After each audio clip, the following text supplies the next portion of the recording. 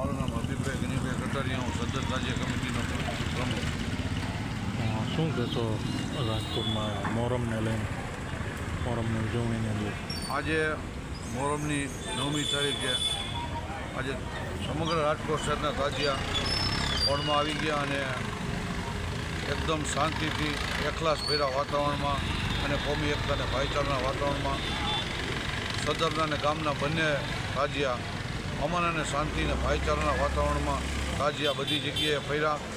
કોઈ પણ જાતનો પણ અનિચ્છનીય બનાવ ન બન્યો અને અલ્લાહે એની કુદરતે એની રહેમતે પણ વરસાવી દીધી અને અલ્લાહે પાછું વરસાદ પણ રહી ગયો અને લોકો શાંતિથી તાજિયાના અંદર ફર્યા અને દીદારે બધાએ કર્યા.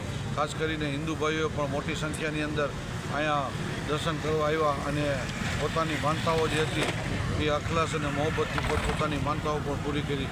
અહીંયા ખડી ચોકીની માનતા હતી, ખડી ચોકીની માનતા પણ પોતે શ્રદ્ધાથી અને આત્મથી શાંતિથી એ પોતાની માનતાઓ પણ એ પૂરી કરી. જે નિયાજ વિતરણ કરવામાં આવે છે તેનું મહત્ત્વ શું હોય? નિયાજનું દરેક સબીલમાં જે નિયાજ વિતરણ કરવામાં આવે છે એ બધી જગ્યાએ વેજ જ કર્યું છે. એનું કારણ છે કે અમારી સાથે હિન્દુ ભાઈઓ પણ સાથે નિયાજ ખાઈ શકે એ રીતે તમામ સબીલમાં અંદર બધી જગ્યાએ ભેળ છે, પકોડા છે અને ભજીયા છે, એવી બધી વસ્તુ જે છે એ નોનવેજ કોઈ કાંઈ વેચ્યું નથી. બધે વેજીટેરિયન જ બધી જગ્યા છબીલોના અંદર આઈસ્ક્રીમ છે, એવી બધી વસ્તુ જ વેચી છે જેથી કરીને દૂધ પડીક બધા ભાઈઓ હિન્દુ મુસ્લિમ બધા ભેગા બેસી અને ખાઈ શકે એ રીતનું આયોજન કર્યું. આપનું નામ? તોફીક આરબ. તોફીકભાઈ, આપની છબીલનું નામ, કમિટીનું નામ? યા અલી છબીલ કમિટી. આપ છબીલમાં શું શું કાર્ય કરો છો?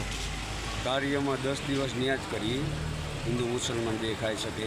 શહીદ કરબલાવાળાની યાદમાં યા અલિયા હસન હુસેન. નિયાજમાં શું શું વિતરણ કરો? નિયાજમાં સાદું બધું, દાબેલી છે, ભેળ છે, રગડો છે, એટલે કોઈ બી રૂપમાં ફરસાણની આઈટમ હોય કે હિન્દુ મુસલમાન બે નિયાજ ચાખી શકે.